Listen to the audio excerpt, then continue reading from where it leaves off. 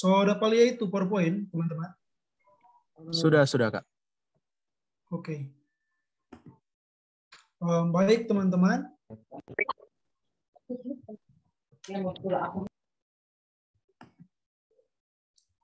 Mohon tunggu sebentar nih, kenapa kita ada agak sedikit terkancing di sini.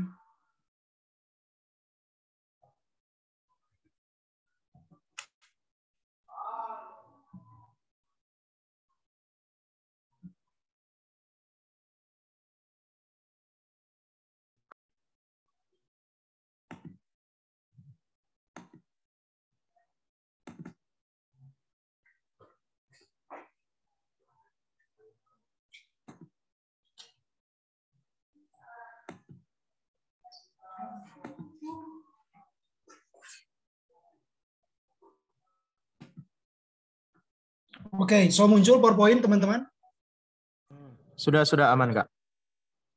Oke, terima kasih, teman-teman. Untuk suara, apakah jelas? Jelas. Baik, tentunya saya sangat bersyukur kepada Tuhan lewat teman-teman yang telah mempercayakan saya untuk menyampaikan atau membawakan katekisasi seputar doktrin tentang Alkitab. Nah, teman-teman, sebenarnya doktrin tentang Alkitab ini adalah doktrin yang sudah sangat tepat kita bahas dalam katekisasi, karena banyak orang yang pernah enteng bahasa doktrin Alkitab. Mungkin karena Alkitab terlalu familiar dengan orang dalam konteks kehidupan sehari-hari. Makanya banyak orang yang kurang membahas Alkitab. Mereka pikir ya, baca-baca itu Alkitab tanpa mempelajarinya. Ya, tidak salah membaca Alkitab, tapi orang juga harus dalam hal ini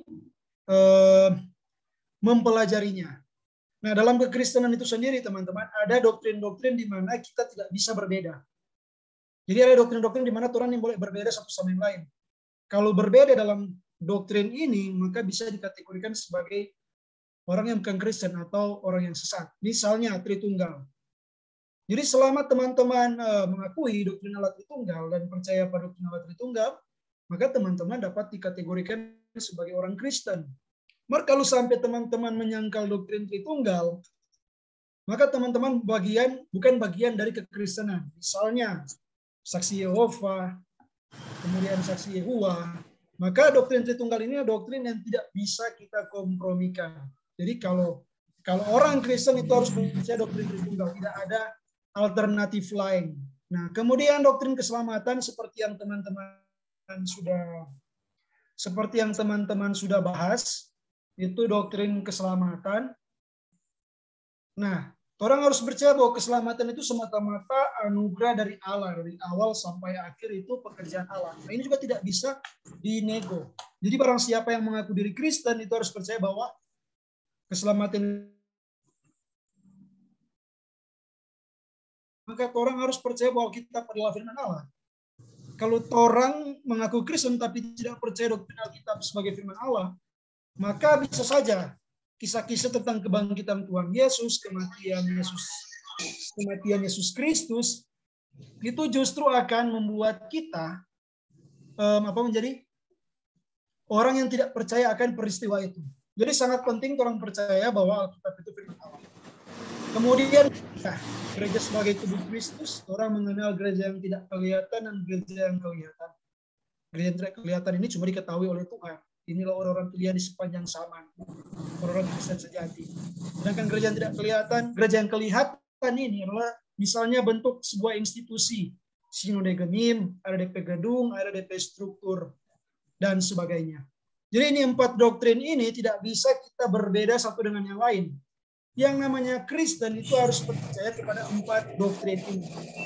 Tritunggal, keselamatan, Alkitab, dan gereja. Jadi sangat penting kalau teman-teman membahas katekisasi ini tentang Alkitab.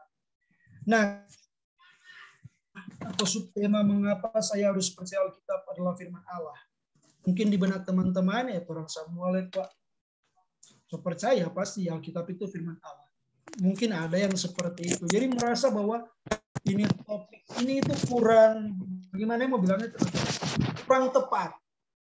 Mungkin ada yang berpikir seperti itu karena ya Kenapa lagi orang belajar Alkitab itu firman Allah kalau orang super percaya Alkitab itu firman Allah? Tetapi teman-teman, pada realitanya sebenarnya Alkitab ini sudah diserang di sepanjang zaman. Jadi otoritas Alkitab itu sudah diserang di sepanjang Alkitab, di sepanjang zaman, sehingga menuntut orang Kristen untuk betul-betul mempercayai Alkitab sebagai firman Allah. Jadi sepanjang sejarah, banyak orang yang menyerang doktrin bahwa Alkitab adalah firman Allah. Kita kasih contoh nih. Yang pertama itu pengaruh dari gerakan modernisme. Jadi misalnya gerakan filsafat modernisme, filsafat rasionalisme dan empirisme. Nah misalnya dalam filsafat empirisme, orang percaya bahwa yang nyata, yang ada itu hanyalah sesuatu yang bisa dilihat, diraba, didengar, dan dirasakan. Nah, kalau orang berbicara tentang ajaran Alkitab, misalnya tentang malaikat, nah bagaimana orang bisa melihat malaikat, meraba, mendengar, dan merasakan malaikat? Maka, akibat dua pengaruh filsafat ini yang percaya bahwa segala yang nyata itu hanya bisa dilihat, maka banyak orang yang mulai meragukan otoritas Alkitab sebagai firman Allah. Nah, itu salah satu contoh. Orang tidak lagi percaya kepada hal-hal yang tidak kelihatan yang dikatakan dalam Alkitab. Allah itu sendiri. Kemudian akibat filsafat modernisme misalnya, banyak orang meragukan doktrin tentang penciptaan selama 7 hari. Mungkin banyak teman-teman yang belajar di sekolah SMA. Mungkin di sini yang atau kuliah MIPA atau di SMA masuk jurusan MIPA tahu ini hal ini ya. Bahwa menurut sains, tanda kutip sains, alam semesta itu proses penciptaannya itu, terbentuknya itu memakan waktu miliaran tahun. Otomatis bertentangan dengan apa yang disampaikan oleh Alkitab. Maka pengaruh akibat kemajuan filsafat modernisme, ya orang bisa katakan tanda kutip kemajuan ilmu pengetahuan, maka banyak orang mulai menganggap bahwa Alkitab ternyata bisa salah, maka Alkitab tidak mungkin firman Allah. Misalnya dalam hal penciptaan Alkitab itu salah. Jadi salah satu faktor di dunia ini teman-teman, kalau teman-teman sekolah di misalnya orang sekolah di Amerika, ketika guru bertanya tentang bagaimana alam semesta ini terbentuk, teman-teman langsung menjawab karena Allah menciptakan dalam waktu 7 hari, teman-teman akan ditertawakan. Apalagi kalau teman-teman studi di sekolah ya, sekolah negeri, bukan sekolah Kristen. Jadi teman-teman, pengaruh dari filsafat modernisme ini, pengaruh aliran pemikiran rasionalisme dan empirisme, itu mengakibatkan orang-orang mulai meragukan bahwa Alkitab adalah firman Allah. Jadi Alkitab bisa salah. Misalnya kita kasih contoh tadi, dalam hal penciptaan Alkitab itu salah.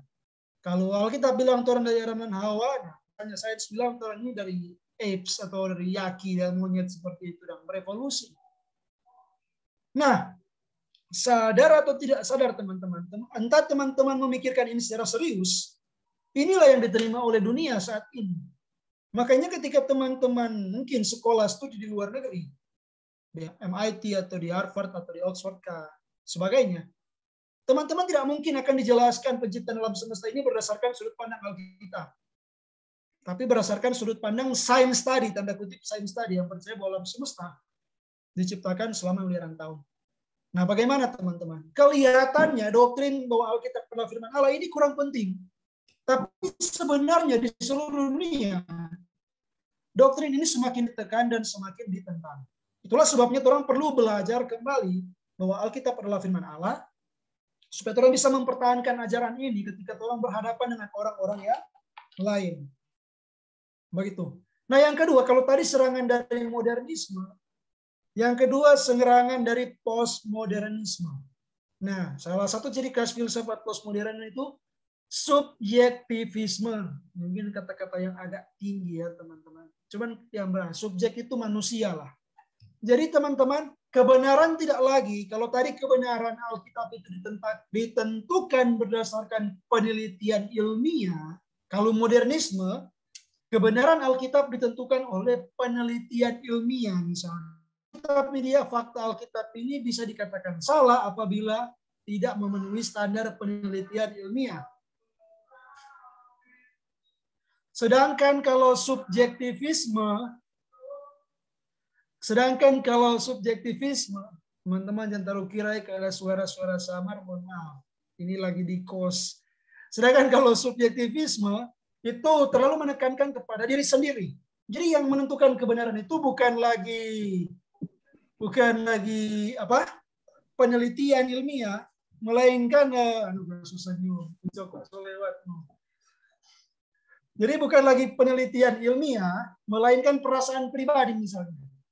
Jadi kebenaran itu bukan lagi ditentukan oleh otak kita, seperti tadi modernisme. Sekarang kebenaran ditentukan oleh perasaan kita. Misalnya ketika ada Alkitab dengan jelas mengatakan bahwa menjadi orang Kristen itu harus pikul salib, sangkal diri. Harus menjadi murid Kristus. Nah, ciri khas orang-orang postmodern itu berkata bahwa bisa berkata seperti ini, ya kita rasa ini Alkitab tidak betul. Kita rasa niatnya tidak betul. Jadi yang menentukan Alkitab benar atau salah itu dia perasaan pribadi. Dia tidak lagi menggunakan akal sehat misalnya. Jadi kecenderungan menggunakan perasaan. Sehingga salah satu ciri khas orang-orang postmodern itu mengutip ayat-ayat yang hanya membuat orang senang. Misalnya, ini tidak pernah mengancam orang. Mintalah maka diberikan, bukalah maka pintu akan dibukakan, dan sebagainya. Maka kalau ada ayat-ayat yang mengecam dosa misalnya, itu orang jauhi. Ada dua serangan yang diberikan terhadap Alkitab. Yang satu terlalu menggunakan tanda kutip akal sehat, yang tidak tunduk pada Alkitab. Yang satu terlalu mengandalkan perasaan pribadi. Sehingga menilai suatu doktrin benar atau salah itu berdasarkan perasaan pribadi, bukan akal sehat. Itu ciri khas orang postmodern. Misalnya kalau ada pendeta misalnya, ada mujizat untuk kesembuhan. Sebenarnya pada DP khotbah waktu dia mujizat itu terlalu meninggikan DP diri bahwa karena dia sendiri yang bisa membuat mujizat, bukan karena Tuhan.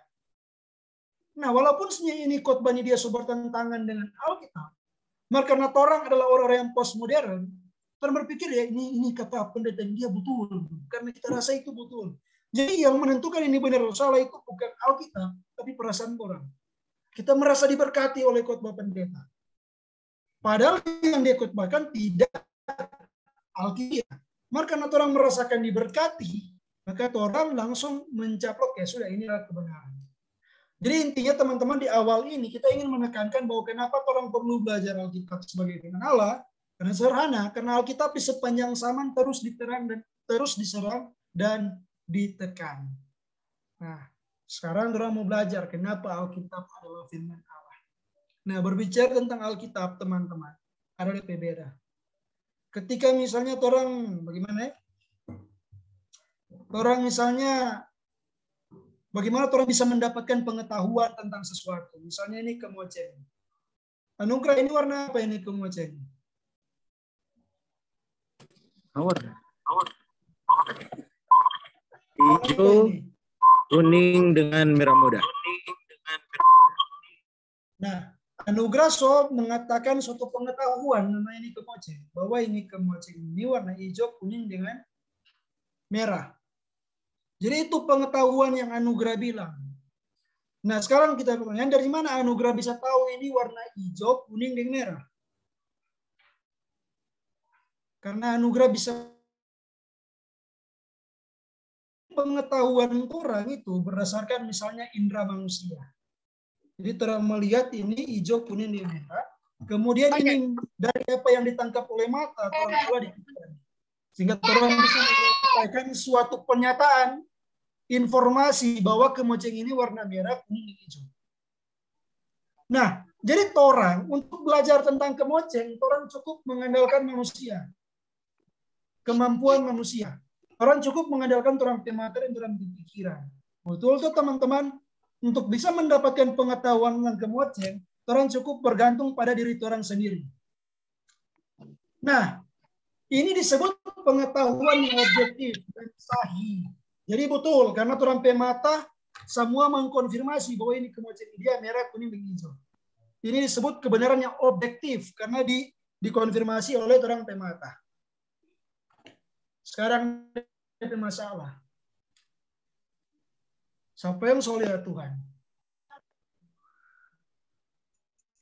Yang soleh Tuhan coba kasih jempol di sini. Secara pribadi lihat Tuhan. Ada yang soleh Tuhan teman-teman.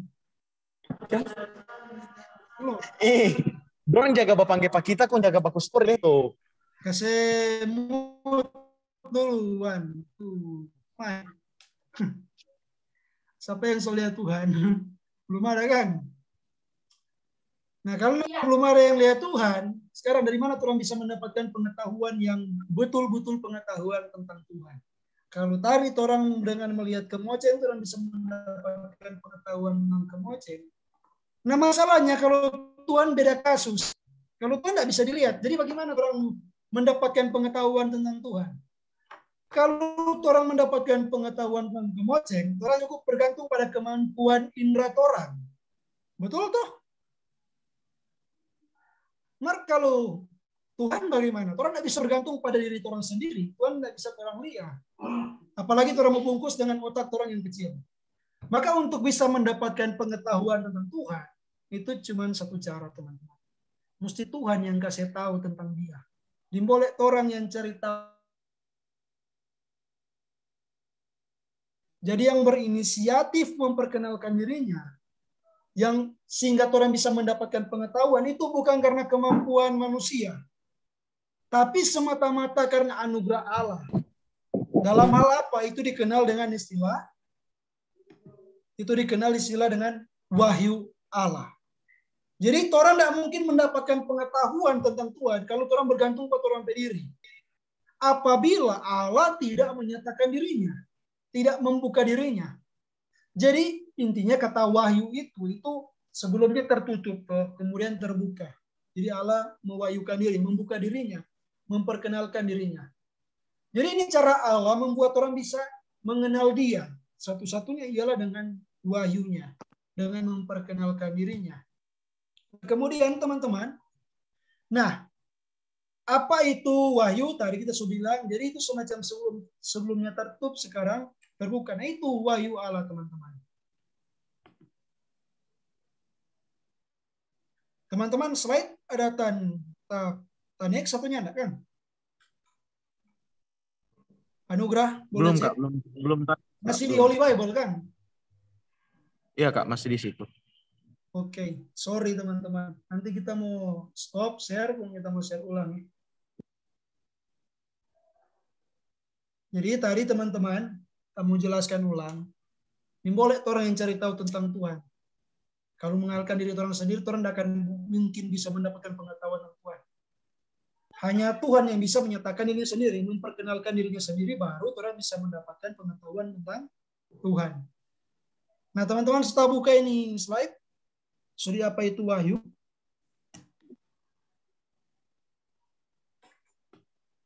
Oke, sudah kan Anugrah? Sudah. Oke. Sudah Kak, sudah. Sekarang lanjut ya. Nah, dalam memperkenalkan dirinya, Tuhan itu memakai dua cara. Kalau dalam teologis itu dikenal dengan istilah wahyu umum dan wahyu khusus. Nah, pertama kalau wahyu umum itu Allah memperkenalkan diri kepada semua manusia. Jadi sebenarnya Allah itu bukan cuma memperkenalkan diri kepada sebagian manusia, dalam hal ini orang percaya. Tapi Allah telah memperkenalkan diri kepada semua manusia melalui sarana apa? Melalui sarana dan hati nurani manusia. Ini cara yang pertama, teman-teman. Nanti kita mau bahas bagaimana kita bisa mengenal Tuhan dengan alam semesta dan hati nurani manusia. Kemudian wahyu khusus. Allah menyatakan diri kepada umat pilihannya, dalam hal ini Israel dan gereja, melalui sarana-sarana yang progresif berkembang, semakin jelas seiring waktu. Dari nabi-nabi misalnya, ada Yeremia. Jadi Tuhan berfirman, berkomunikasi dengan sebagian orang, bukan semua manusia. Karena nabi-nabi misalnya cuma diutus kepada umat Israel, bukan kepada seluruh dunia. Makanya disebut wahyu khusus, cuma sebagian orang. Melalui nabi-nabi, malaikat, Yesus Kristus, dan Alkitab. Ini wahyu khusus kepada sebagian orang. Jadi dua macam wahyu ini wajib teman-teman tahu. Jadi ingat baik-baik, ada wahyu umum, ada wahyu khusus. Wahyu umum Allah pakai alam semesta, wahyu khusus Allah pakai Yesus Kristus dengan Alkitab. Nah, bagaimana bisa orang mendapatkan pengetahuan tentang Allah berdasarkan alam semesta? Ini dia bicara teman-teman. Kalau dalam dunia Ini wahyu umum dalam Roma 1 ayat 20, perhatikan. Semenjak Allah menciptakan dunia, ini dalam terjemahan bahasa Indonesia sederhana. Jadi bukan terjemahan baru sama teman-teman biar kita buka. Semenjak Allah menciptakan dunia, sifat-sifat Allah yang tidak kelihatan. Betul toh Allah itu tidak kelihatan. Pernah bisa lihat? Yaitu keadaannya sebagai Allah dan kuasanya yang abadi sudah dapat dipahami. Perhatikan, Allah yang tidak kelihatan dapat dipahami. Sedangkan tadi orang untuk hal kemoceng, orang perlu penglihatan untuk bisa mengetahui tentang kemoceng. Nah, bagaimana Allah yang dia tidak terlihat orang bisa pahami? Oleh manusia melalui semua yang telah diciptakan. Jadi melalui alam semesta orang bisa mengetahui tentang Allah. Ini wahyu umum. Nah, bagaimana dia bicara? Ada 3 argumennya. Ini argumen yang seringkali dipakai untuk membuktikan keberadaan Tuhan. Yang pertama itu sepanjang sejarah teologi orang memakai yang namanya argumen kosmologis. Bagaimana orang bisa mendapatkan pengetahuan bahwa Allah itu ada? Itu ada argumen kosmologis. Nah, ciptaan pasti memiliki pencipta. Ketika orang melihat segala sesuatu di dunia ini, orang sadar bahwa segala sesuatu di dunia ini itu adalah ciptaan. Maka otomatis ada pencipta. Karena tidak mungkin sesuatu itu berasal dari ketiadaan, teman-teman. Jadi harus ada yang namanya pencipta. Misalnya tidak mungkin ini kemoceng muncul tiba-tiba. Toh. Pasti ada orang yang mendesain kemoceng ini. Nah begitu juga alam semesta ini tidak mungkin ada tiba-tiba. Pasti ada yang mendesain dan kemudian menciptakan. Karena orang memerhatikan bahwa alam semesta ini adalah ciptaan, maka orang tahu bahwa ada pencipta. Ini salah satu cara dengan melihat alam semesta. Orang bisa mengetahui bahwa Allah itu ada. Kemudian teleologis. Kan tidak mungkin tuh ini batu yang baking. Karena dia ada bentuk, ada warna, ada kegunaan. Jadi otomatis yang ciptakan ini kemoceng, itu seorang yang berpribadi, memiliki pengetahuan, memiliki akal sehat, memiliki kreativitas. Nah begitu juga ketika orang melihat alam semesta ini seolah-olah seperti karya agung, karya seni yang agung. Semua tertata, terstruktur, keindahan laut, keindahan gunung, keindahan langit, tersusun seolah-olah ini adalah karya seni. Maka karena alam semesta ini seperti sebuah karya seni atau rancangan, maka orang bisa tahu bahwa pasti ada yang namanya perancang di balik ini semua. Siapa itu? Tuhan. Jadi ini 2 contoh yang dipakai untuk mengetahui sesuatu tentang Tuhan berdasarkan memperhatikan alam semesta. Jadi dengan memperhatikan alam semesta, sebenarnya orang itu bisa mendapatkan pengetahuan tentang Allah. Orang tahu bahwa Allah adalah pencipta segala sesuatu dan bahwa orang adalah ciptaan. Jadi dengan wahyu umum, orang bisa tahu bahwa Allah adalah pencipta, pemelihara, pemerintah segala sesuatu. Dan orang adalah ciptaan. Itu fungsi wahyu umum. Membuat orang mengetahui bahwa Allah itu ada. Dan siapa orang ini orang bisa tahu. Kemudian teman-teman itu saja tidak cukup. Diperlukan yang namanya wahyu khusus. Wahyu khusus ini ya firman lah, perkataan Allah. Kalau tadi kan dengan melihat tumbuh-tumbuhan, melihat langit, orang bisa mengetahui tentang Allah. Sedangkan wahyu khusus itu adalah suatu bentuk komunikasi dari Allah. Jadi melalui firman. Nah, apa itu wahyu khusus? Itu Alkitab. Alkitab kan hanya diberikan kepada orang percaya.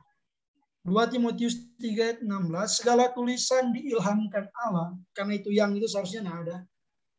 Segala tulisan diilhamkan Allah memang bermanfaat untuk mengajar, untuk menyatakan kesalahan, untuk memperbaiki kelakuan, dan untuk mendidik orang dalam kebenaran. Jadi firman, itu wahyu khusus itu firman.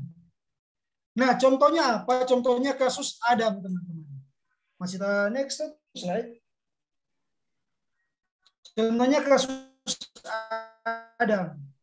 Ketika alam semesta, Adam melihat Taman Eden misalnya, melihat kakinya Hawa, sadar bahwa ada Tuhan, satu kepada Tuhan. Ini wahyu umum dalam kisah Adam. Dan sepanjang materi ini orang akan memakai contoh kisah Adam untuk menjelaskan apa sih ini firman Allah, ini Alkitab adalah firman Allah. Jadi wahyu umum dengan Adam melihat diri sendiri, melihat pasangannya Hawa, melihat alam, melihat Taman Eden, dia sadar bahwa dia adalah ciptaan. Dia sadar bahwa ada yang namanya Tuhan, sehingga ini Tuhan dia adalah pencipta, pemelihara, dan harus dia patuhi. Makanya Tuhan suruh perintahkan dia kan untuk memerintah, memberikan nama misalnya kepada alam semesta. Dia sadar bahwa dia adalah ciptaan, dia bukan Tuhan. Itu wahyu umum. Nah, DP wahyu khusus dalam kisah Adam itu apa? Misalnya ketika Tuhan bilang jangan makan ini buah pengetahuan tentang yang baik dan yang buruk. Itu tuh wahyu khusus. Kalau wahyu umum dia mau cukup melihat Allah, melihat diri sendiri, dia sadar dia adalah ciptaan dan bukan pencipta. Tapi untuk bisa mengerti kehendak Allah, untuk bisa mengerti, mengetahui perintah Allah, dia perlu yang namanya firman. Itu wahyu khusus. Oke, dengan wahyu umum, dengan wahyu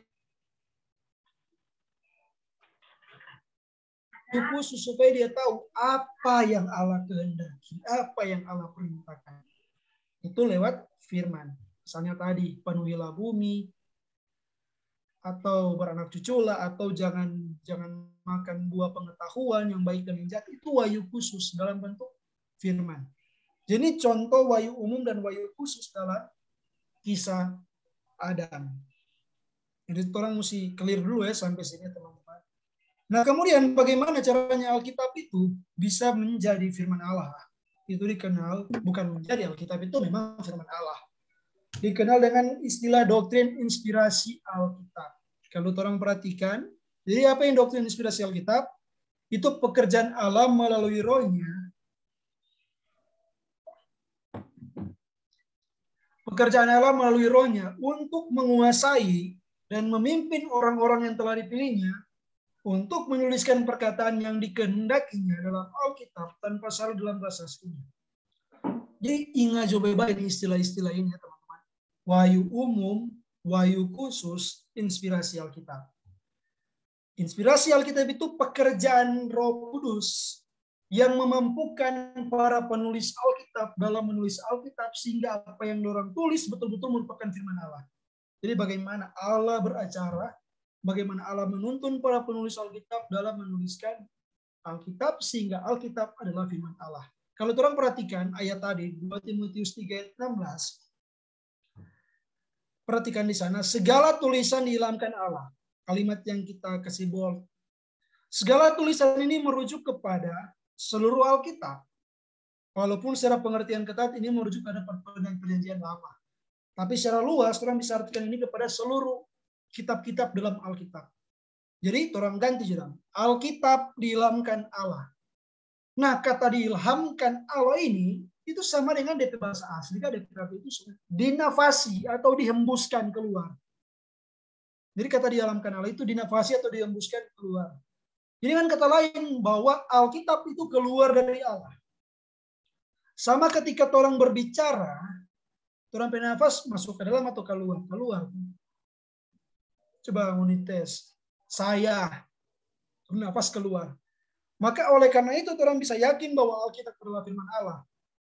Karena dinafaskan. Dinafaskan sama dengan berbicara atau berfirman. Nah ini, jadi inspirasi itu pekerjaan Allah di mana Allah mengilhami, menginspirasikan, menuntun para penulis Alkitab dalam menulis Alkitab. Nah, apa pentingnya inspirasi Alkitab? Ini DP penting. Ini yang menjadi intinya inti dari orang pembahasan di sepanjang materi ini. Dari mana orang bisa yakin bahwa Alkitab adalah firman Allah? Karena bukti dari dalam Alkitab itu sendiri. Kita tidak taruh banyak sekali DP ayat pengakuan bahwa Alkitab adalah firman Allah. Cuman tadi 2 Timotius 3 ayat 16 kita pikir itu sudah cukup. Nah, seberapa penting doktrin inspirasi Alkitab? Ini dia teman-teman. Kegiatan penulisan penyataan Allah ini, wahyu, kegiatan penulisan wahyu Allah ini menjadi sangat penting artinya karena berhubungan langsung dengan masalah ketidakbersalahan isinya. Dengan mempercayai bahwa Allah sendirilah yang memilih dan memimpin orang-orang tertentu untuk menuliskan penyataan Allah itu menjadi Alkitab, maka akan terjamin bahwa isinya tidak mungkin salah. Dengan demikian, orang Kristen harus menerima otoritas Alkitab sebagai kitab yang berperan mutlak untuk memberikan pedoman iman dan kehidupan bagi manusia.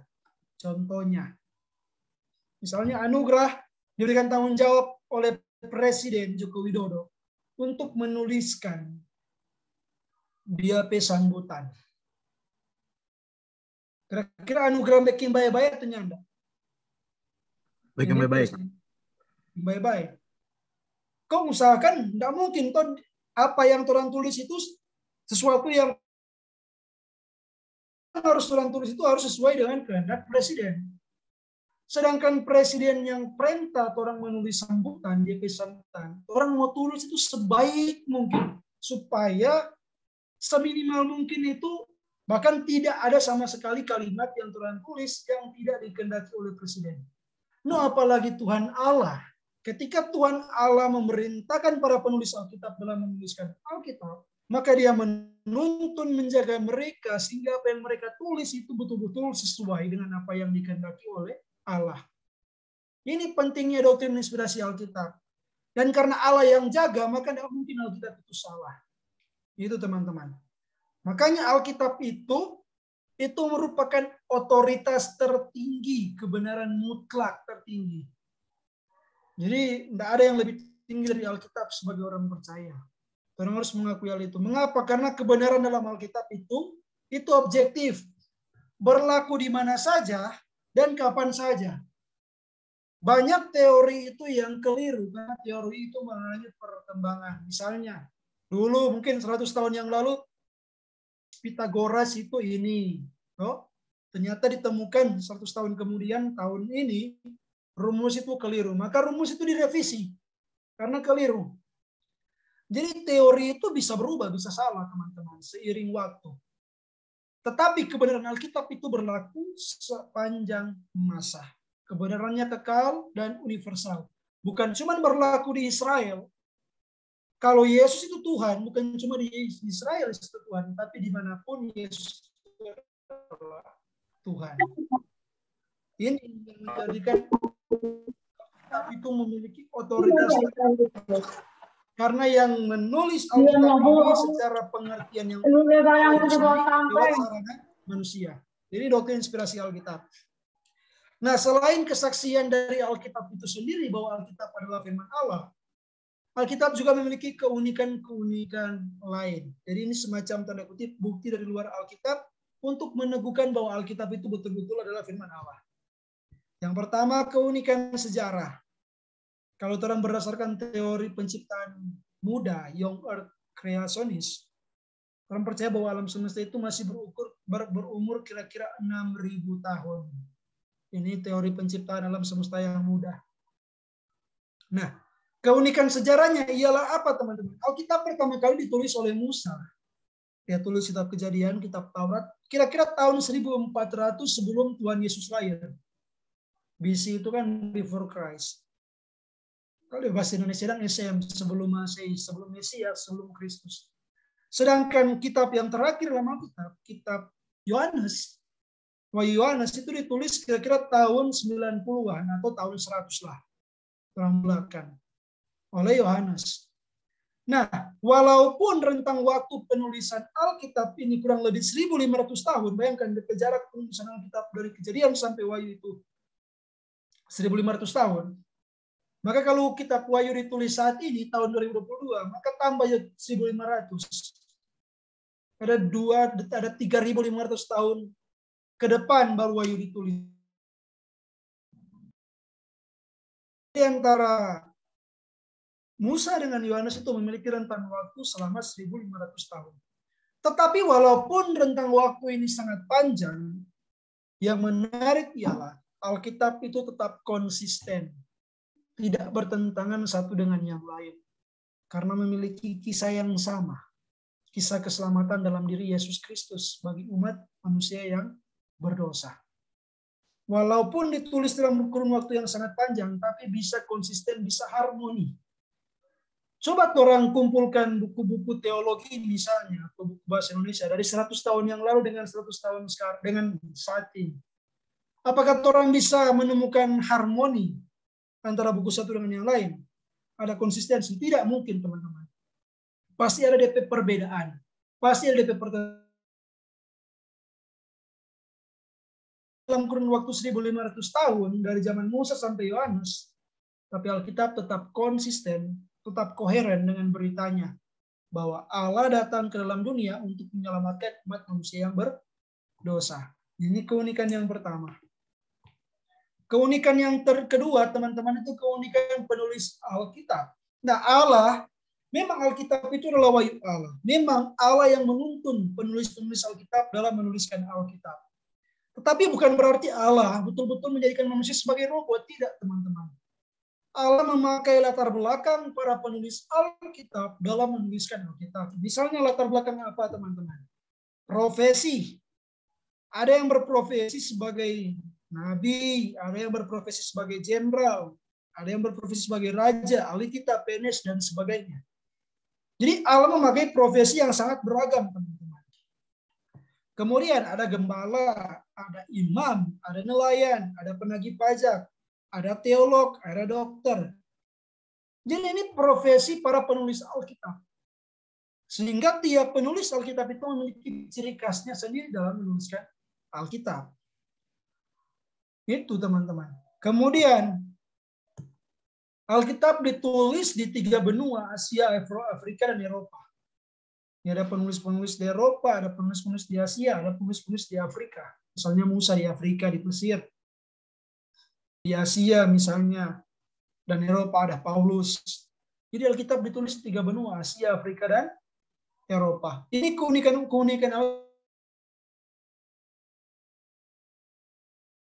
Ibrani, Aram, dan Yunani. Nah, keunikan dari bahasa Ibrani itu ditulis dengan huruf mati. Aslinya itunya ada.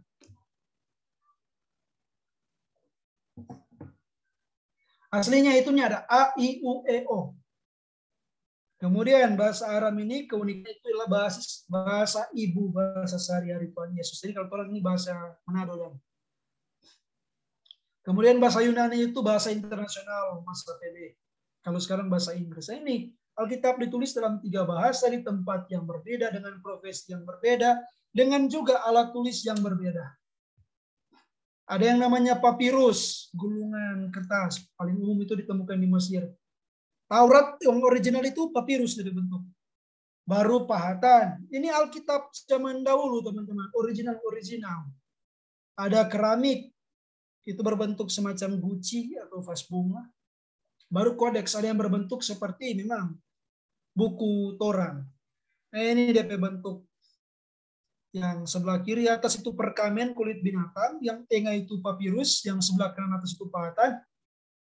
Sebelah kiri bawah ini keramik atau tembikar. Sebelah kanan bawah itu kodeks yang berbentuk buku. Ini Alkitab original, Alkitab mula-mula yang ditulis dalam bahasa aslinya. Kemudian teman-teman, Alkitab juga itu sama seperti perpustakaan. Bukan terdiri dari satu jenis sastra semata. Ada sastra Taurat, ada sejarah, ada Injil, ada surat. Jadi bukan semacam satu jenis buku. Memang dalam pengertian lain, Alkitab itu adalah buku tentang firman Allah, tentang keselamatan. Tapi sejatinya, Alkitab itu terdiri dari berbagai macam jenis buku. Ada jenis buku yang bersifat sejarah, misalnya Kejadian, Raja-Raja. Itu kan sejarah kalau orang buka. Samuel itu sejarah. Tawarik adalah sejarah, Esra adalah sejarah, Nehemia adalah sejarah. Baru ada yang jenisnya hikmat atau sastra, Mazmur, nyanyian, puisi, dan sebagainya. Amsal juga seperti itu. Kidung Agung juga seperti itu. Pengkhotbah juga seperti itu. Ayub juga seperti itu, teman-teman. Ratapan juga seperti itu. Baru ada yang digolongkan sebagai ya, nabi-nabi, pekitab, nubuatan, Yesaya, Yeremia, Yeskiel, dan sebagainya. Ada yang bersifat apokaliptik, itu penglihatan tentang sesuatu. Misalnya Daniel, orang melihat dalam kitab Daniel, dia melihat patung misalnya, atau binatang-binatang, atau malaikat, sama dengan wahyu. Ada yang jenisnya Injil, kisah tentang Tuhan Yesus, Matius sampai Yohanes. Ada surat teologis, ajaran-ajaran Kristen, doktrin, misalnya surat Roma. Dia mengajarkan tentang kejatuhan manusia dalam dosa, kerusakan total. Ada surat pastoral, bagaimana menjalankan pelayanan, misalnya Timotius, Titus, Filemon. Betul, itu bagaimana menjadi seorang penatua, menjadi seorang diaken. Itu di surat-surat pastoral. Baru juga apokaliptik sama dengan Daniel itu wahyu. Penglihatan tentang anam-anam lah, naga lah, binatang yang keluar dalam laut, ya, dalam bumi, dan sebagainya. Jadi ini jenis-jenis sastra Alkitab, teman-teman. Yang uniknya, walaupun Alkitab ditulis oleh penulis yang berbeda, dia punya profesi, dia punya tempat tinggal, dia punya jenis sastra, dia punya alat tulis, semuanya konsisten dengan satu berita utama, yaitu Yesus Kristus datang ke dalam dunia untuk menebus dosa manusia. Dalam perjanjian lama Yesus dinubuatkan. Dalam Injil Yesus diberitakan, Yesus nyata ada. Dan dalam surat-surat Paulus Yesus diajarkan. Ini teman-teman, kesinambungan antara tiga bagian Alkitab ini. Jadi walaupun ditulis dalam penulis yang berbeda, Alkitab memiliki keunikan sejarah. Ini juga yang menopang bahwa Alkitab itu betul-betul merupakan firman Allah. Dan kemudian keunikan arkeologi Alkitab. Maksudnya begini, arkeologi itu ilmu tentang bagaimana ya? Jaga-gali tanah itu dan menemukan penemuan untuk membenarkan suatu catatan sejarah. Misalnya, ketika di buku mengatakan ada yang namanya Kerajaan Majapahit, maka ilmu arkeologi itu gali-gali tanah sampai dapat candi di masa Kerajaan Majapahit, begitulah. Maka ketika Alkitab juga mencatat ada nama-nama tempat, maka arkeologi memastikan hal itu. Apakah benar ada yang namanya kota Damsyik atau Damaskus? Apa benar ada yang namanya kota Yerusalem? Apa benar ada yang namanya Laut Merah? Apa benar ada yang namanya kota Niniwe? Apa benar ada yang namanya Kekaisaran Babylon? Apa benar ada yang namanya kota Ur? Dan melalui penelitian arkeologi hal ini dibuktikan, teman-teman. Teman-teman Google sendiri ya. Kurangnya cari ya, Ancient City of Damascus misalnya, atau Ancient City DP penemuan-penemuan untuk membenarkan bahwa apa yang ditulis Alkitab betul-betul sesuai dengan fakta sejarah. Jadi teman-teman,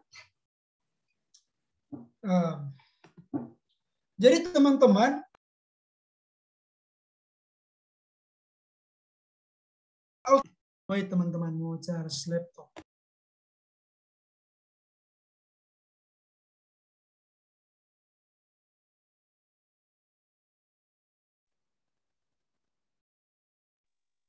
Kak, masih termute. Thank you Anugerah. Bayar belum amin ya.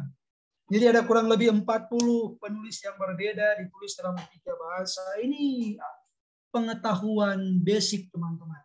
Bagaimana terus dia baca-baca Alkitab baru dia tidak terbelakang itu mental. Betul kan? Jadi ini tapi disatukan, unified in the message of redemption. Jadi disatukan dalam pesan tentang penebusan. Walaupun ditulis oleh orang yang berbeda, berisikan tentang kejadian yang berbeda, tempat yang berbeda, genre yang berbeda, penulis yang berbeda, bahasa yang berbeda, tapi disatukan oleh berita yang sama tentang penebusan. Nah, kemudian Alkitab juga itu memiliki keunikan kuasa. Dalam hal apa? Jadi pengaruh Alkitab terhadap dunia itu kira-kira dalam hal apa? Kak kasih contoh ya. Misalnya dalam bidang politik, ini di kalau salah gedung Mahkamah Agung Amerika Serikat, Capitol Hill. Kalau teman-teman perhatikan, bayangkan ini gedung pemerintahan dan teman-teman yang sangat intinya sangat tinggi di Amerika. Tapi di depan gedung Amerika ini, di depan gedung Capitol Hill ini, kalau teman-teman perhatikan di gambar sebelah kiri itu ada tertulis 10 perintah Tuhan. Begitu juga yang di kanan itu pas DP hubungan gedung dan semacam DP plafon begitu. Itu 3 orang di kanan itu yang pertama Confucius. Jadi filsuf dari Cina. Yang paling kanan itu kalau salah filsuf dari barat, entah itu Socrates, Plato atau Aristoteles. Yang di tengah coba tebak siapa itu? Dia pegang 2 loh. Musa. Jadi dalam bidang politik itu sendiri pun atau dalam bidang hukum teman-teman, Alkitab begitu mempengaruhi dunia. Ini keunikan kuasa Alkitab. Makanya orang heran bahwa kemerdekaan Amerika itu, Amerika disebut sebagai negara yang paling bebas, yang paling merdeka. Itu karena dia pejuang-pejuang kemerdekaan itu orang Puritan, orang-orang reform, orang Calvinis, sama dengan orang di gereja, beraliran Calvinis. Kemudian dalam hal ekonomi terkenal, dia berkata bahwa di balik semangat kapitalisme, sistem ekonomi, itu ada etika Protestan. Nah, ini kan DP kutipan. Intinya itu panggilan untuk membuat banyak doi dan itu dah sebagai tujuan itu sendiri. Jadi spirit kapitalisme kan itu mencari uang sebanyak mungkin dan untuk bekerja keras untuk dirinya sendiri untuk sebagai tanda keselamatan. Jadi menurut etika Protestan, orang yang diselamatkan seharusnya adalah orang yang bekerja keras. Nah, akibat ini dia dua hal ini muncul semangat kapitalisme sistem ekonomi untuk mencari keuntungan sebesar-besarnya. Dan dengan usaha hasil kerja keras. Dengan hasil usaha kerja keras.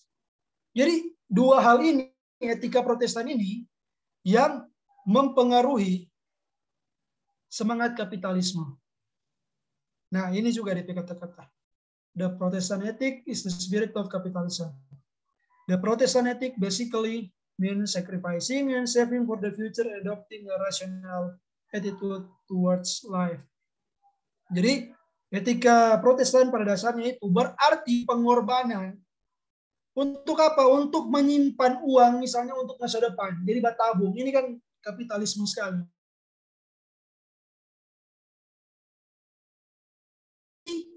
Cara hidup yang rasional berkaitan dengan kehidupan. Nah, implikasinya menurut Max Weber itu ialah kapitalisme sekular itu memiliki asal muasal yang bersifat agama. Jadi ini salah satu pengaruh Alkitab dalam hal ini gerakan Protestan terhadap ekonomi. Ini keunikan kuasa Alkitab. Kemudian teman-teman, keunikan pemperaih Nobel. Nah, Nobel ini semacam penghargaan tertinggi di dunia, teman-teman. Jadi itu ilmuwan kah, pejuang, HAM kah, atau orang yang berjasa dalam segala bidang, itu biasanya itu mendapatkan penghargaan Nobel Prize. Nah, menariknya teman-teman, pemenang Nobel Prize ini, teman-teman bisa cari Nobel Prize ini sepenting apa, seberharga apa di Google. Dari tahun 1901 sampai tahun 2000, perhatikan ada berapa persen orang Kristen yang meraih penghargaan ini. Ada 65%. Lebih dari setengah peraih pemegang penghargaan Nobel Prize, baik dalam bidang sains, politik, hukum, dan sebagainya, itu adalah orang Kristen. Sedangkan orang ateis itu cuma 7%. Jangan insecure ketika bilang ateis orang pandai. Kenyataannya, orang Kristen juga orang yang cerdas. Dibuktikan oleh data, teman-teman. Ini keunikan kuasa Alkitab, jadi keunikan sejarah, keunikan penulis, keunikan kuasa, itu menopang betul-betul bahwa Alkitab itu adalah firman Allah. Walaupun tanpa pun keunikan-keunikan ini, Alkitab sudah sungguh-sungguh firman Allah. Jadi ini yang membuat Alkitab itu firman Allah. Nah, mengapa kalau Alkitab ini adalah firman Allah, kenapa banyak orang yang tidak mau mempercayai Alkitab itu firman Allah? Kenapa, teman-teman? Karena untuk bisa memahami Alkitab itu adalah firman Allah, perhatikan apa yang dilakukan oleh Adam. Dia tahu, tadi terus belajar lewat wahyu umum, dia adalah ciptaan. Dan sebagai ciptaan, lewat wahyu umum, dia tahu bahwa dia harus mematuhi kehendak dari penciptanya, yang adalah Allah. Tapi dia melanggar wahyu umum ini dengan apa? Menentukan bagi dirinya sendiri bahwa dia adalah Allah itu sendiri. Dari mana Tuhan tahu bahwa Adam itu menganggap diri sebagai Allah? Itu karena dia melawan kehendak Tuhan. Wahyu khusus. Tuhan bilang, jangan makan nih buah pengetahuan. Iblis bilang, boleh kata. Nah, dia yang menjadi hakim di antara dua pernyataan ini. Tuhan dan iblis, Adam yang menjadi hakim. Dia yang menilai mana yang betul. Otomatis dia menganggap lebih benar daripada Allah. Harusnya kalau dia sadar bahwa dia adalah ciptaan, dia tidak boleh meragukan apa yang difirmankan oleh Allah. Maka teman-teman, apa yang menyebabkan orang itu tidak mau percaya bahwa Alkitab adalah firman Allah? Karena dosa manusia menindas kebenaran hal itu. Karena dosa manusia menindas kebenaran tentang wahyu Allah. Dia menindas kebenaran wahyu umum bahwa dia adalah ciptaan dan bukan pencipta. Dia menindas kebenaran wahyu khusus bahwa dia tidak mau patuh terhadap firman Tuhan. Jadi dosa yang menghalangi orang bisa percaya bahwa Alkitab adalah firman Allah. Makanya untuk bisa sampai kepada iman bahwa Alkitab adalah firman Allah, apa yang harus dilakukan oleh orang-orang, oleh manusia itu ialah orang harus dilahirkan kembali. 1 Korintus 2 ayat 14 berkata, tetapi manusia duniawi ini manusia yang belum dilahirkan kembali. Masih manusia duniawi, bukan manusia rohani. Karena hal itu baginya adalah suatu kebodohan, dan ia tidak dapat memahaminya. Makanya banyak orang berkata bahwa Alkitab itu adalah suatu kebodohan. Penciptaan, Yunus diperutikan, kebangkitan Yesus, itu dianggap kebodohan. Karena orang ini manusia duniawi, dan tidak mengerti hal-hal mujizat Yesus. Kemudian, tidak dituntun Roh Kudus. Makanya kalau mau belajar Alkitab, itu berdoa dulu. Karena seperti Yohanes 19 ayat 13 berkata, tapi apabila ia datang, itu roh kebenaran, ia akan memimpin kamu ke dalam seluruh kebenaran. Sebab ia tidak akan berkata-kata dari dirinya sendiri, tapi segala sesuatu yang dengarnya itulah yang dikatakannya, dan ia akan memberitakan kepadamu hal-hal yang akan datang. Tanpa Roh Kudus, Tuhan tidak mungkin dipimpin ke dalam seluruh kebenaran, termasuk kebenaran bahwa Alkitab adalah firman Allah. Jadi teman-teman, solusinya itu kembali lagi kepada keselamatan. Sama seperti hubungan antara Adam dan Allah itu dipulihkan oleh karena pengorbanan Yesus. Maka begitu juga, agar orang bisa kembali mempercayai Alkitab sebagai firman Allah. Agar orang kembali sadar bahwa orang adalah ciptaan yang harus patuh terhadap Allah dan harus mengikuti apa yang Allah kehendaki. Itu juga harus karena pengorbanan Yesus. Tanpa pengorbanan Yesus tidak mungkin ada Roh Kudus. Roh Kudus tidak mungkin menuntun kehidupan orang. Tidak mungkin Roh Kudus mau melahirkan orang. Jadi solusinya, percayalah pada Yesus, itu yang paling dasar. Sebelum teman-teman belajar hermeneutika, penafsiran Alkitab, percaya dulu pada Yesus. Karena tanpa percaya Tuhan Yesus, iman bahwa berkata bahwa kitab itu sudah dipalsukan lah, berkontradiksi dan sebagainya, mengandung kesalahan lah. Itu karena orang belum percaya sungguh-sungguh pada Tuhan Yesus. Makanya ini pesan terakhir kita teman-teman.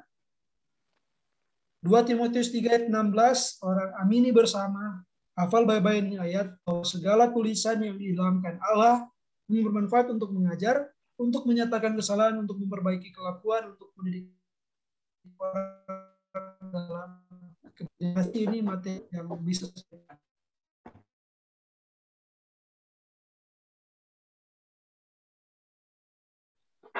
materi yang begitu luar biasa yang boleh kita terima di sore hari ini. Terima kasih Kak Marcel yang sudah boleh membawakan materi dengan sangat baik dengan tema doktrin Alkitab, dan kita jadi tahu bersama mengapa kita menyebut Alkitab sebagai firman Tuhan. Nah teman-teman, pada kesempatan ini kita akan buka sesi tanya jawab. Kita akan buka dulu untuk sesi yang pertama, 3 orang penanya untuk bertanya seputar materi yang telah diberikan tadi.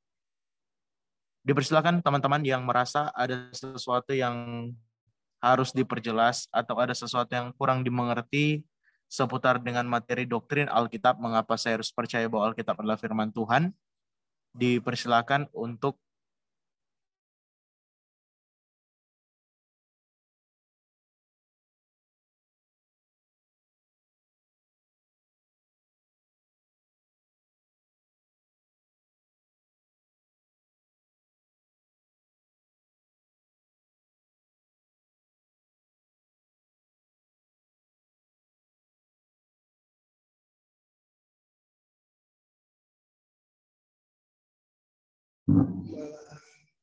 Halo.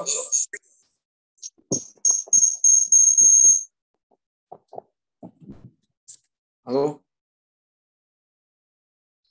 ya Pak, dipersilakan.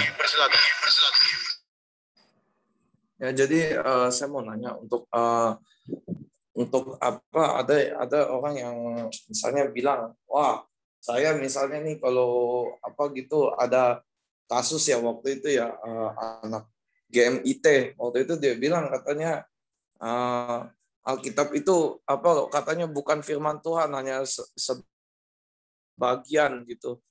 Itu kan tentu ajaran liberal ya, atau sesat ya kalau dia berkata begitu ya. Untuk Bapak ini menanggapinya bagaimana ya untuk kasus demikian?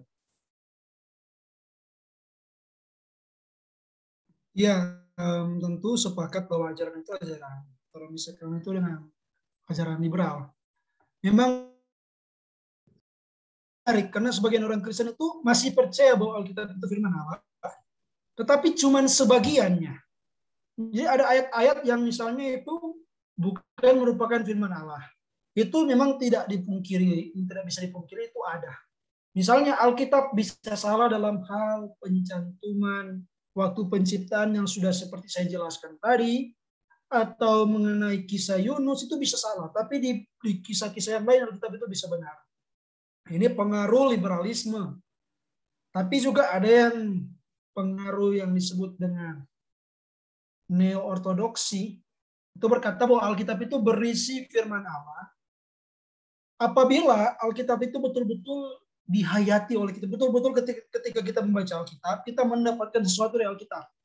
Jadi textbook Alkitab itu bukanlah firman Allah. Nanti ketika kita mendapatkan sesuatu dari membaca Alkitab, barulah itu menjadi sebuah firman Allah. Jadi memang ada banyak faktor dan tentu saja teman-teman, hal ini bukanlah apa yang dipandang oleh kekristenan.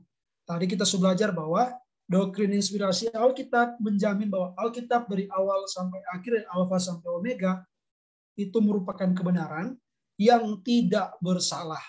Ketika Alkitab dengan jelas mengatakan bahwa alam semesta diciptakan dalam 7 hari, maka kebenarannya 7 hari. Walaupun bertentangan dengan sains, maka sains harus tunduk di bawah otoritas Alkitab.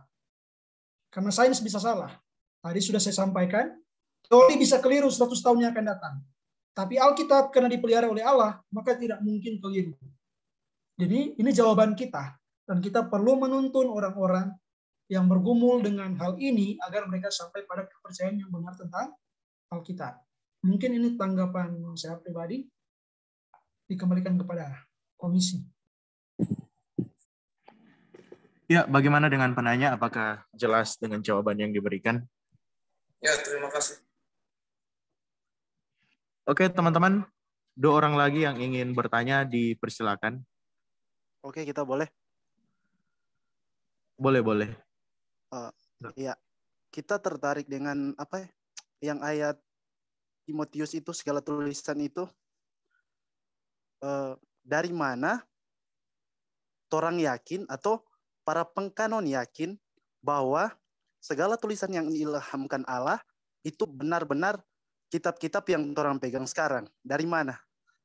Sehingga orang yakin ataupun orang yakin. Terima kasih. Oke, terima kasih. Ini pertanyaan tentang pengkanonan. Dan sengaja kita nak masukkan materi tentang pengkanonan karena akan memakan waktu yang sangat panjang. Dan berbicara tentang pengkanonan dulu, yang pertama itu kan harus ada konsistensi ajaran. Tidak mungkin antara kanon yang satu dengan Alkitab yang satu dengan kitab yang lain itu bertentangan ajarannya. Misalnya dalam hal ini, yang satu bilang bahwa menurut keempat kitab Injil yang otentik, Matius sampai Yohanes, Yesus itu tidak punya istri. Tapi menurut Injil apokrif, yaitu Injil Filipus yang nanti muncul beratus-ratus tahun setelah Alkitab dikanonkan, setelah 66 kitab selesai, muncul ajaran bahwa Yesus Kristus itu punya istri namanya Maria Magdalena.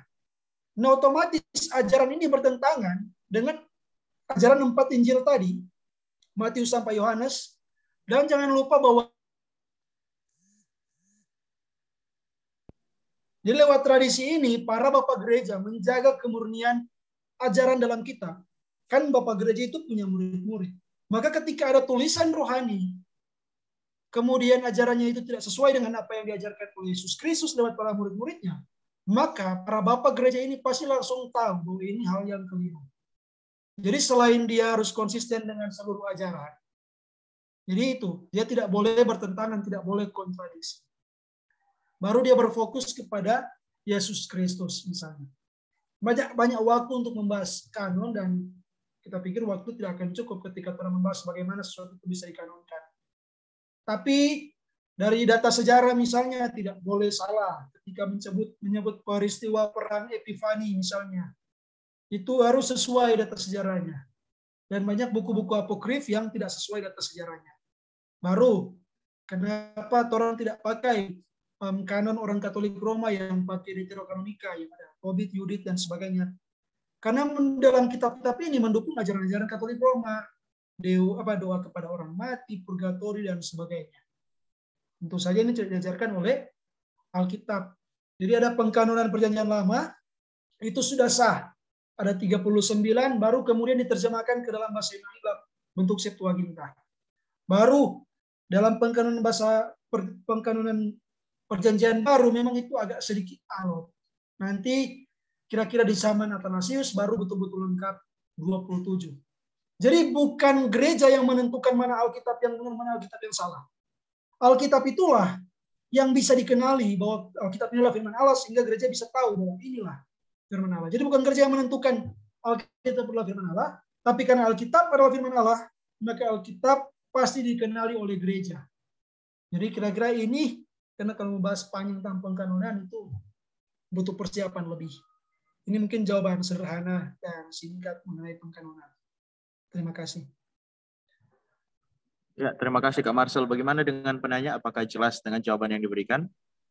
Oh iya, terima kasih. Jelas. Oke, satu orang lagi yang ingin bertanya dipersilakan. Boleh bertanya? Ya, boleh. Silakan. Oh ya, terima kasih atas kesempatan. Buat bro yang menjabarkan materi, terima kasih atas pencerahannya. Kita ingin minta tanggapan saja. Dalam Kristen, orang percaya bahwa firman Allah itu hanya satu, yaitu firman yang menjadi manusia, yaitu orang pe Tuhan Yesus.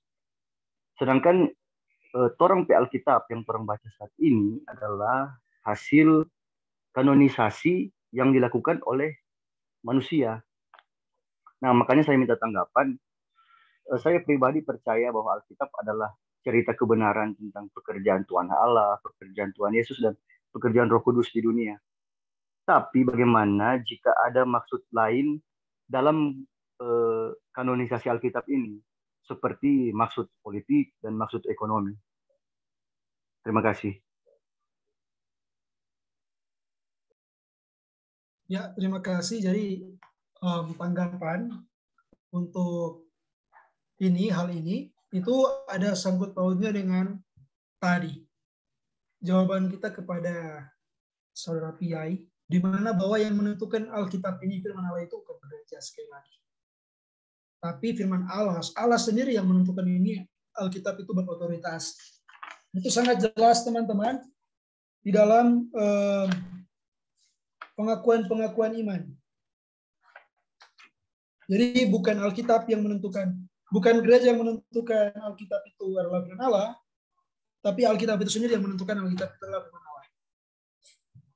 Karena tadi kita pikir itu ayat tadi sudah sangat jelas bahwa Alkitab itu firman Allah lewat tadi 2 Timotius 3 itu dihembuskan, nafaskan oleh Allah. Dan bahkan teman-teman ada, kalau orang melihat ada hukum di mana, kalau orang buka, ketika Alkitab kan berisi nubuatan. Alkitab berisi nubuatan. Maka ketika ada nubuat yang keliru, yang tidak diperintahkan oleh Allah, hukumnya itu hukuman mati. Jadi, hukumannya itu hukuman mati. Orang bisa lihat itu, mana kota itu?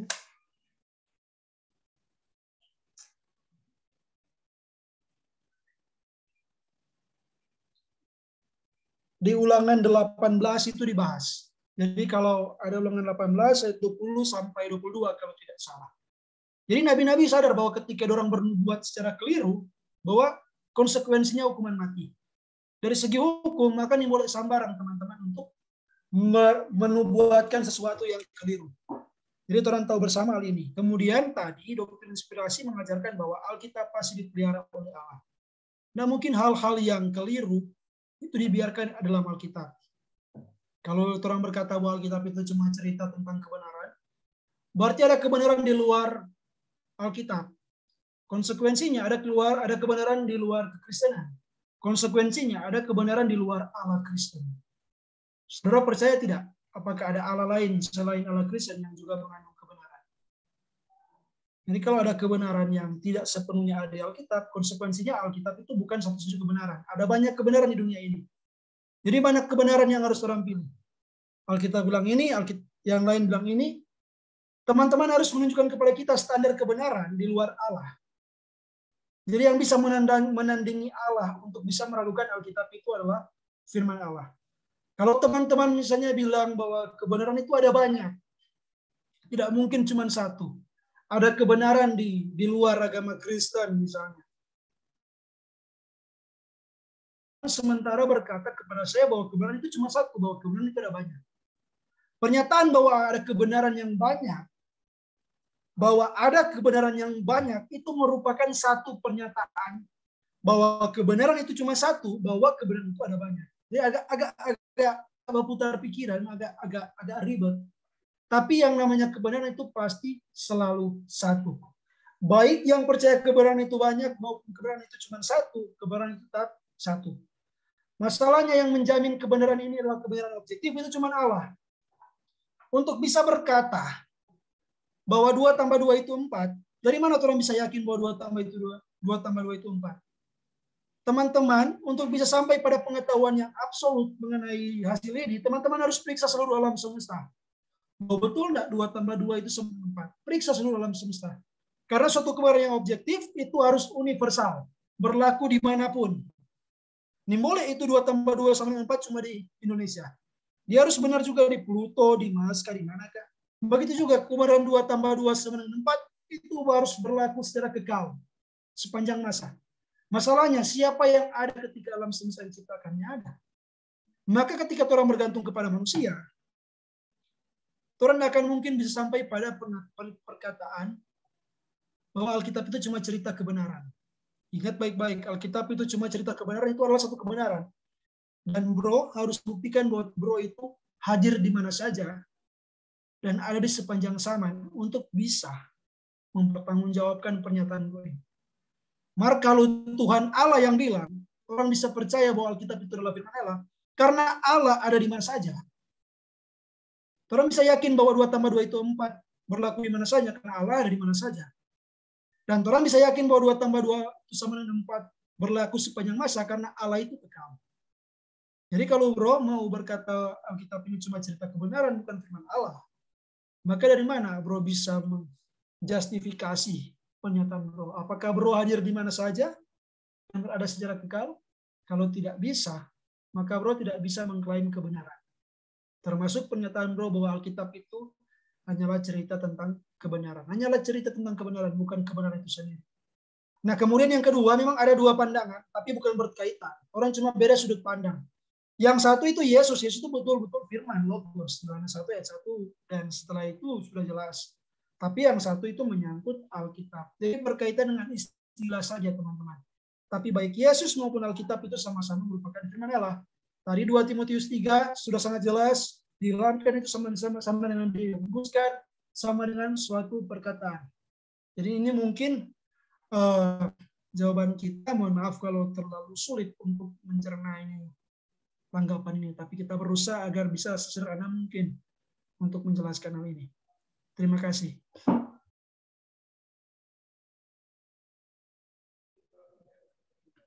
Oke. Bagaimana dengan penanya? Apakah sudah pas jawabannya untuk diterima?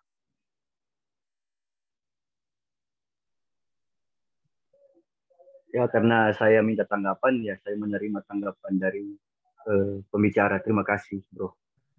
Ya, terima kasih. Oke, teman-teman. Ya. Oke, dan pertanyaan ini sekaligus juga menutup sesi tanya jawab kita di malam hari ini, karena juga pembicara kita setelah ini akan ada kegiatan juga.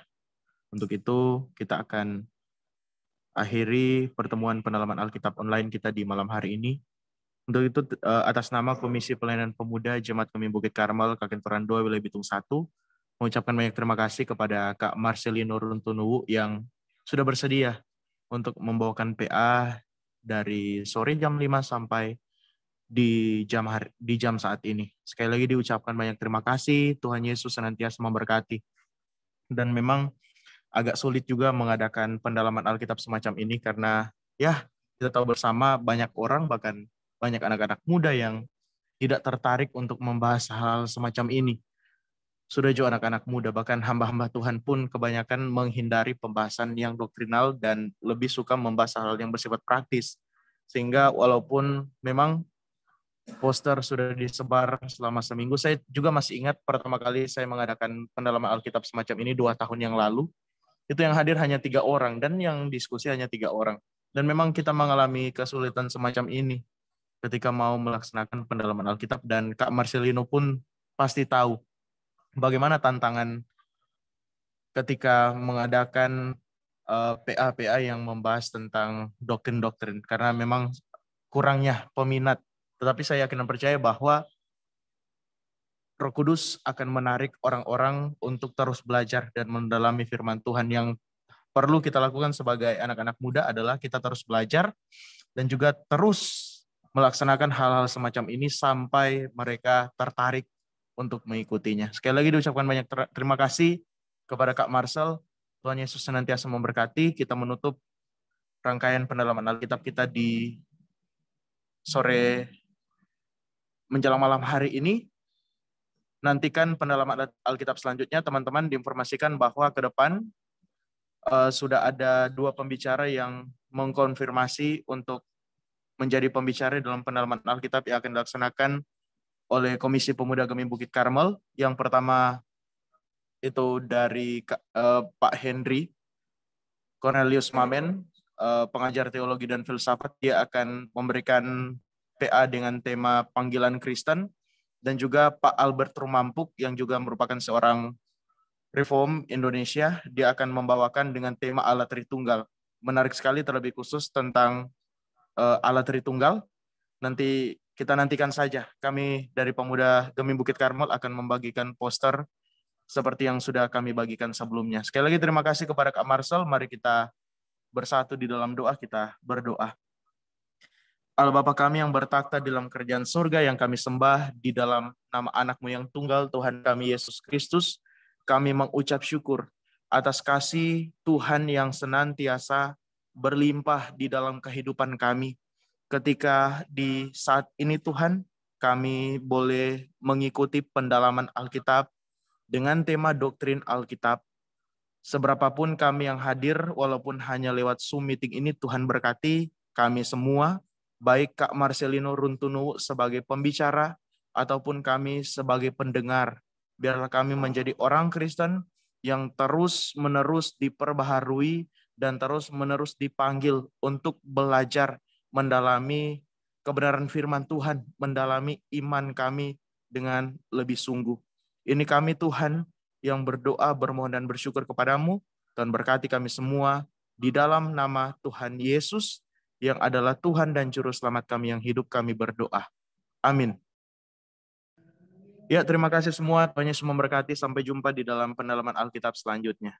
Makasih Kak Marcel. Terima kasih ya.